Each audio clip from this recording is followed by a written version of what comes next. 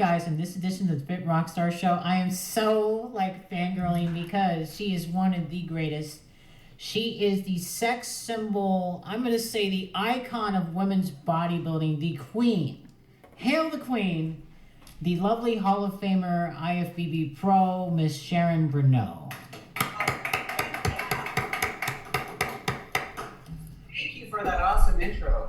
It was too long. I never found myself to be the queen. I would give that title to Linda Murray or Corey Anderson, but thank you. I'm grateful. I say the queen because you have inspired millions around the world. There's many women that want to look like you. I mean, you have the perfect body, perfect physique, and again, hot stuff. Yeah. My favorite cover that out of all the shots I've done, covers, in-nuts, what have you, that's my all-time favorite. How many covers have you been on? Not a lot. People think that I've done so many covers. I hadn't. Nowhere near Corey or Timea or Monica because I was under contract with Weider. And at the time, there was only Muscle and Fitness and Flex. And he had all these athletes, men and women, under contract. So when he's trying to divide amongst us all, I think, now the overseas ones I'm still receiving from fans that I didn't realize I was on, like many of us, right? Sure. But the ones I know of here are probably about 10. 10 covers. Yeah. But you've been, before you went into the sport of bodybuilding, you were a fitness model. I mean, you're a model in general, right? Fashion model. Fashion model, yeah. Because you're 5'9" or 5'8"? 5'9". 5'9". Oh my God. Tall, long, native woman. I was tall and skinny, no butt. No butt. Right? Yeah. And you're from Canada. Where in Canada? I originate from, I was born in Timmins, Ontario, Shania Twain country. Yeah. And I grew up in Toronto before moving to California. When did you start getting into the fashion modeling? I started, I was about 16, 17. Around there, and it was just for the department store catalogs at the time, and Mark's Work Warehouse and stuff like that, and I branched off into more of the fashion, the high end, and then I moved to Vancouver after I got married way back in the 80s, and there was a lot of film and TV in Vancouver even at that time, so I switched over and I wanted to get into production, but I started weight training. Not to I knew nothing of bodybuilding. I didn't know there was bodybuilding magazines out there. I didn't know what that was. I just wanted to get in shape because I was tall and skinny. So the more, I can't even say muscular, but for modeling and or even for TV, it was like, well, you're putting on too much muscle. Nobody wants a normal Schwarzenegger walking down the Right. And if you see me then, right, ridiculous, like these little muscles. Right. Back then, it was, I was the only girl in Vancouver in my gym. Oh, wow. I mean, there might have been 2 women in the pink gym for the women, right?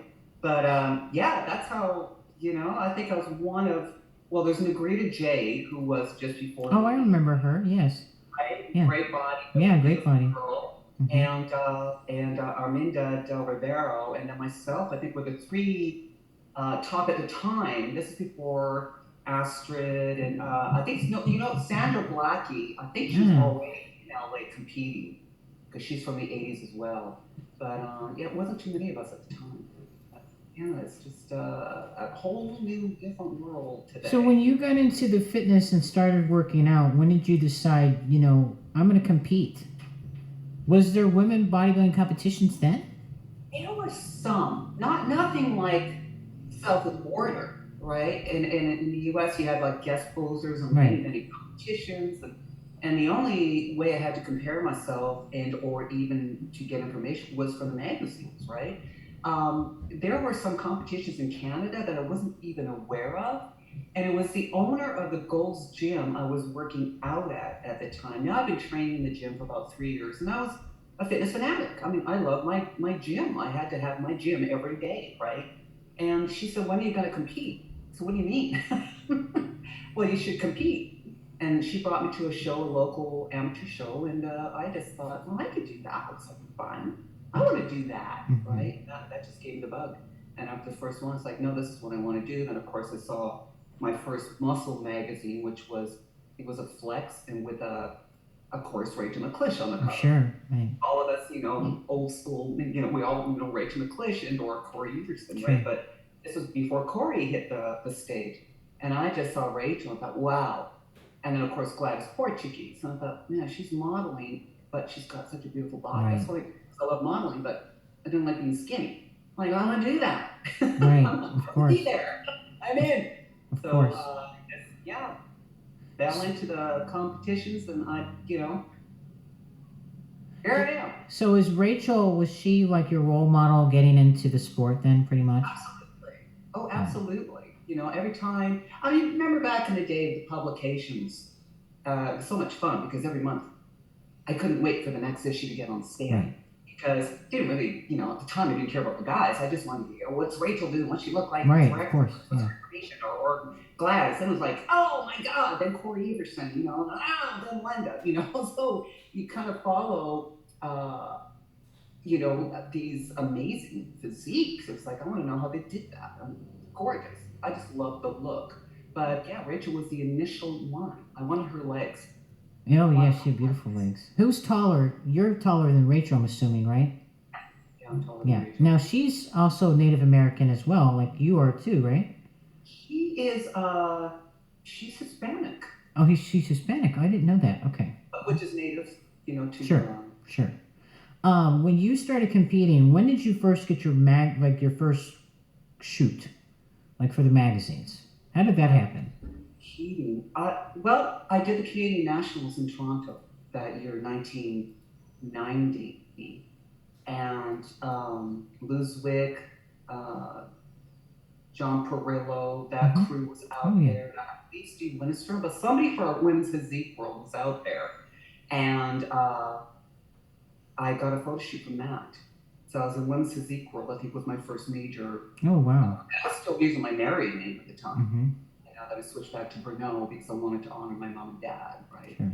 But it was women's physique world. So that was 1990. Yeah. 1990. And when you saw yourself in women's physique world, did you say like, I want to do more of this type of stuff, like the shoots and in the magazines? Yeah.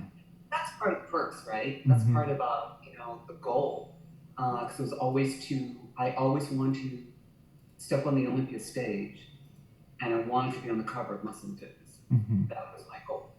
It would have been nice to win, which I never did win a pro show. I turned pro, but to step on the stage with all the best in the world and to be on the cover, that's like, wow. But you were like one of the most successful. Look, Linda Murray, Corey Everson, Rachel McClish, all very successful, the GOATs. But you were also very successful with the magazines. You had a lot of stuff coming your way. You're a woman that wears many hats. I would say there's nothing that you have not done in your life because you live a life of adventure. Seriously. I love adventure. I love new opportunities. And if there's a door that opens, the stage opens so many doors, right? And that's, a lot about when you start a business and then you just want to keep venturing onward and you keep succeeding at whatever you can. And this is a business. Right?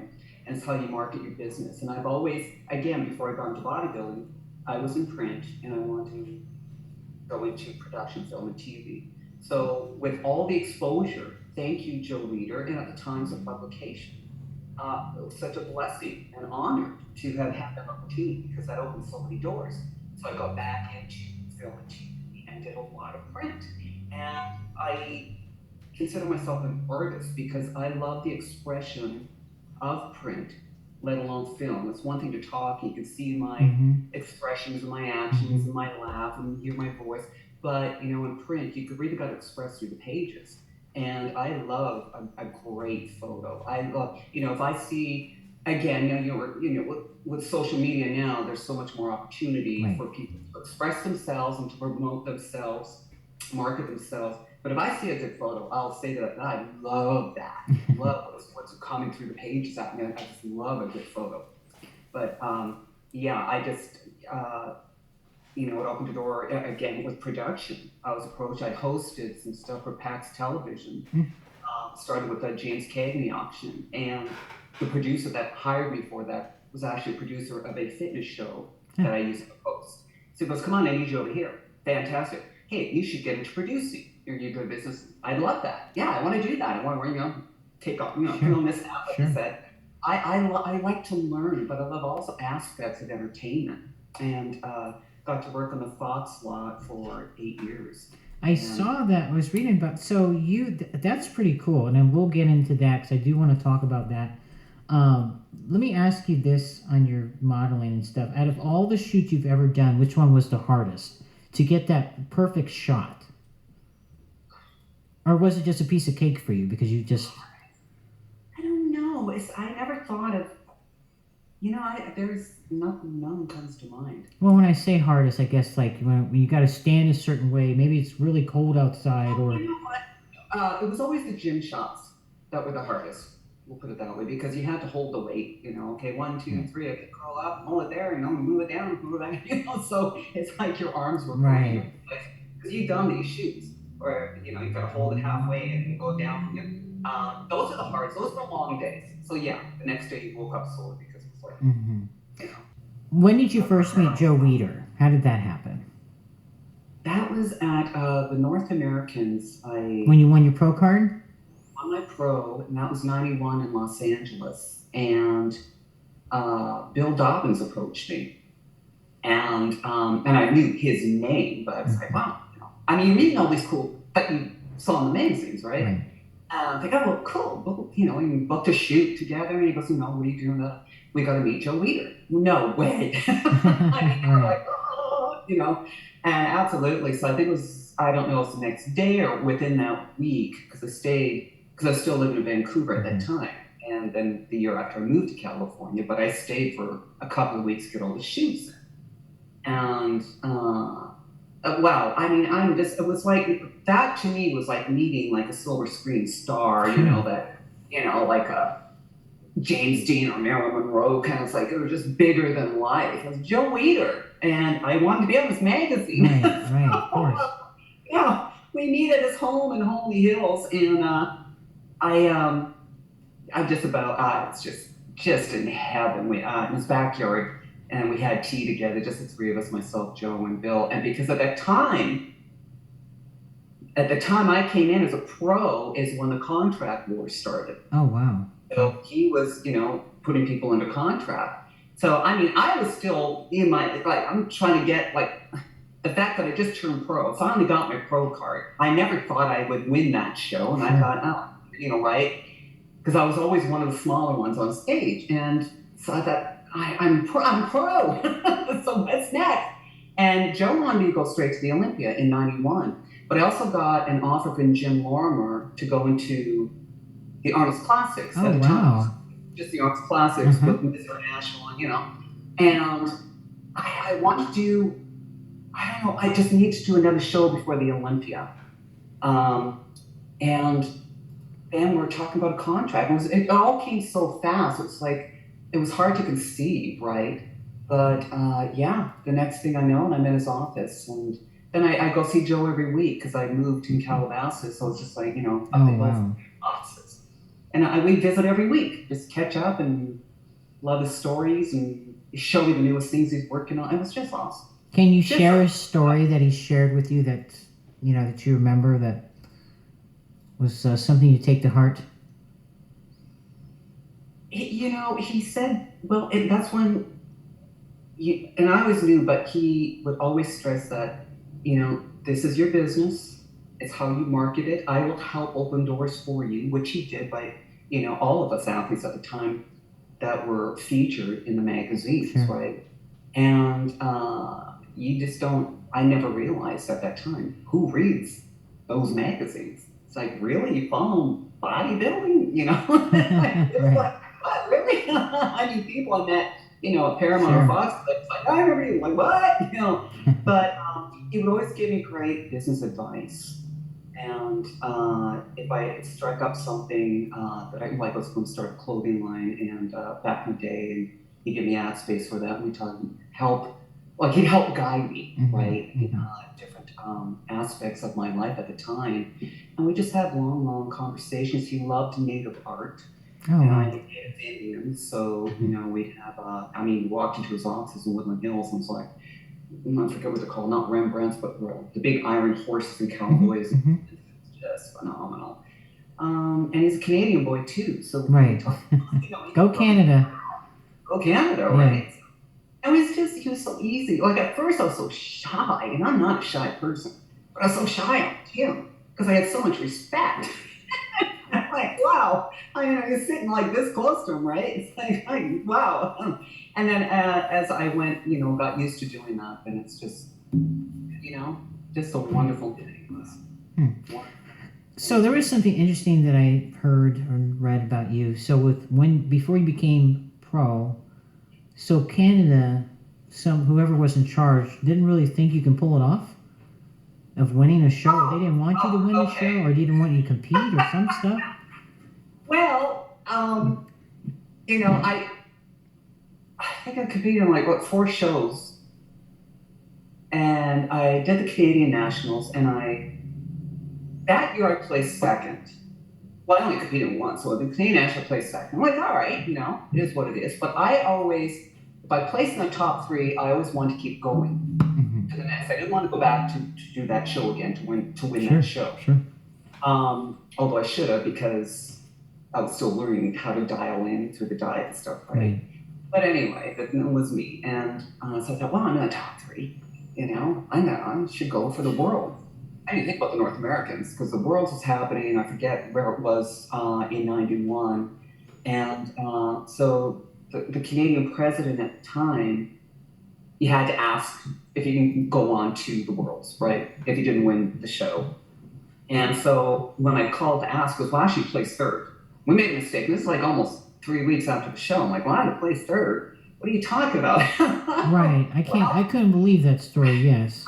I'm still in the top 3. Can I go? Right.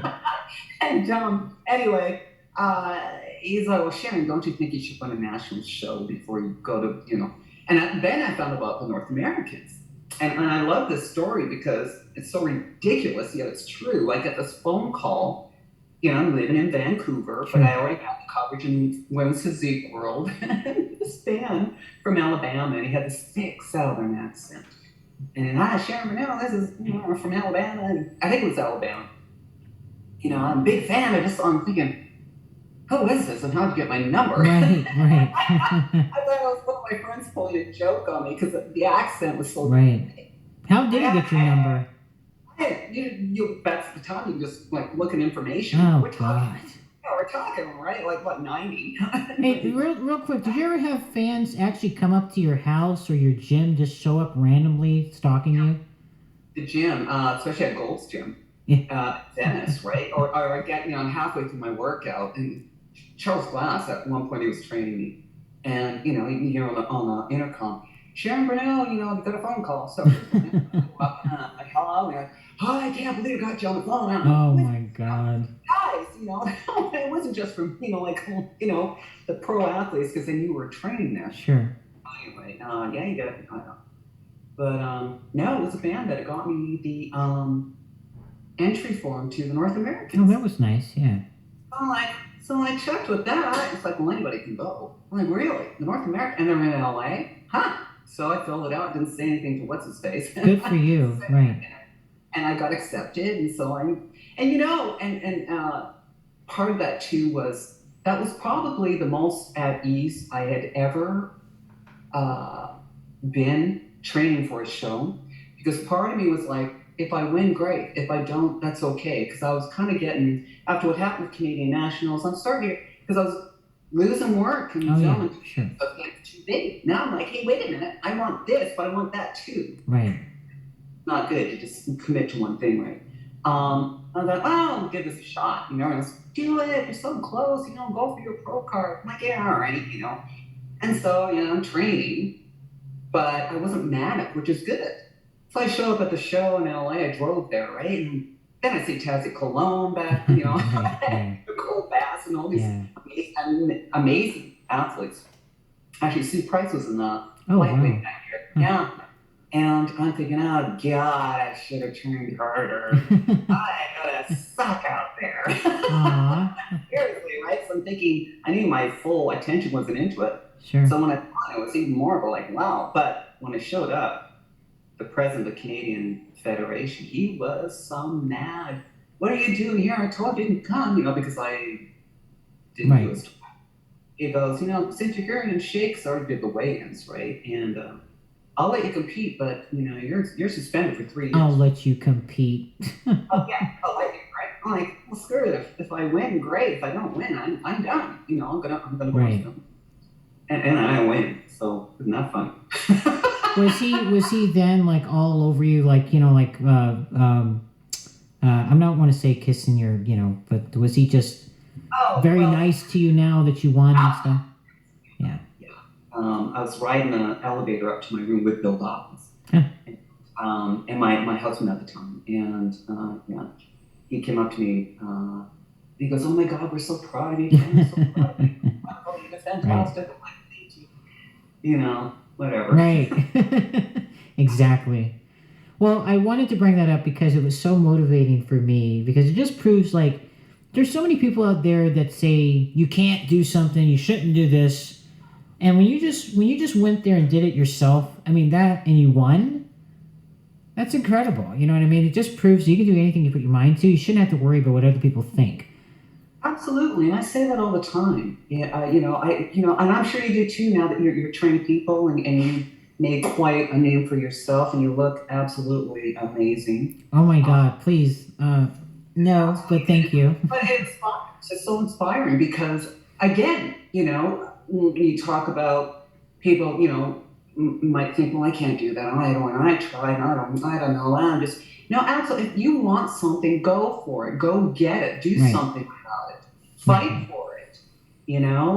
I used to get, when I turned pro and I got the contract, and there was, some people, even in the industry, even we were also like, well, how come she's got a contract? What's she doing here? And Sure. a pro show, she's placing like sixth and seventh and 10th at the Olympic. Well, it doesn't mean that I don't work for it. Like, I worked my butt off for it, and I felt like I had deserved a spot there. And that's what I tell people that place low. It's like, it doesn't matter. It's about how you market your business. It doesn't, I Exactly. get it. As an athlete, you want to cross that line. Sure. You want to grab that trophy, you want to win, right? And that's the drive and the motivation. But just because you didn't place first doesn't mean that we're all champions in a sense. So it's like, it takes a lot to get to the gym. And I love the ones that there's no eyes on you, but they go to the gym every day anyway. Hmm. They're not getting ready for a shoot, they got a show coming up, and they're not all over the place. Like, not everybody can see how wonderful you are, yet they Sure. still do it, because it's the drive. So if you want something, you gotta go fight for it and go get it. What do Absolutely. you think of the current time, Sharon, versus when you competed women's bodybuilding? What do you think of it now? I think it's, wow, amazing.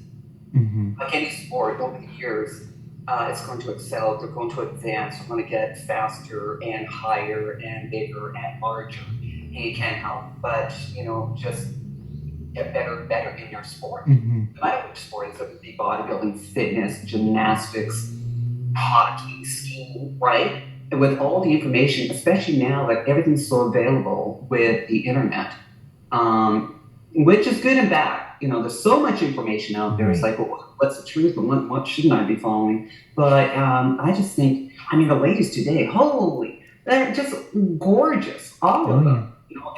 And there's so many. The divisions keep expanding, which I think is great because it gives so many other women an opportunity, a platform to enter, to compete in. Because Hmm. I remember, even in my day, we were bodybuilding, and it was like, oh man, that's way too big. I don't want to get that big. It's like, but Right. I want to do what you do, but I'd rather compete in Rachel's day. Sure. And now it's like, walking out the Olympia, it's like, man, you wouldn't even fit in a bikini, Right. What did you think of the Olympia? I thought it was wonderful. I thought Jake Wood did an Hmm. amazing job. Dan Solomon and the whole team. Because I hadn't been back to, well, I was at the Olympia in 2019, but I ended up doing a shoot in Vegas, so I missed the entire Olympia. But it's been a while, and I just as impressive. It's just it inspires. I wanted to go back to the gym as soon as I got home, right? You know, because I thought it was an excellent production, and it was just so wonderful to see everyone on stage, men and women, and showcasing you know, their hard work, because I know what it takes to get there, and it's just so much fun to be around. I love the energy, and I thought it was wonderful. Absolutely. Can we see more of you at the shows? Is that possible? The reason why I bring this up, because you're such an inspiring person to all our athletes, and just having your presence with us and your positive way of thinking and your mindset, it really is a blessing when we have someone like yourself in our presence. So it would be great if you could ever in the future. Such an honor. When I can make it, back in the day, I was flown out. Sure, of course. If I can make it, absolutely. It was in Vegas, so I have friends in Vegas, and I was flown out for that one. I was able to stay with some people and have to save bucks. But yeah, whenever I can, you know, hit a show. Like when I was living, I'll be back at the end of the 2023 to California. I'm still in Vancouver right now, but it was so easy when I was residing in California, just you know, now and COVID shut everything down. But I love being at the shows. What's interesting about the Olympia as compared to the Arnold's? And I was at the Arnold's 2019 or 2020, 2019, before COVID hit and everything, right? So it was the last one I was at, and how massive it has become. It's like FIBO. It's like FIBO in Europe. It's like, oh my God. And it's so exciting to see like people that probably weren't even born when I was on stage, right? They were so into that, which is wonderful. But when you go to the Olympia, more it seems the crowd there remember the old school. Like there's so much old school support, more so than I feel at the Arnold's. But I just love being around that because I love encouraging young people. I always work with the inner city kids, and here in Canada with the Native youth, because I think it's important to be in any sport, right? Involved with something, especially you know, for youth growing up, and it gives you a direction. It gives you a goal in life. Everybody should have a goal, whatever that may be. But I've always been huge. I've always been an athlete. I was always in track in school, and you know, even you know, when I was modeling, I was trying to get the gym and everything. I was in dance, so I think everybody should be active. But what I love about going to the shows, not only was I inspired again to like, yeah, I gotta go train. Everyone's looking fantastic, you know, like that. But I can see so many more people like, oh man, I want to do that. And I love hearing that, so remember that. Oh, yeah. Hi, everyone. Thank you for joining me today. If you like what you saw, please subscribe, share, leave a comment, hit the like button. It'll help this channel grow. Also, if there's a topic or a subject you'd like me to cover that hasn't been on here yet, send me a note. Maybe you'll see it here next week.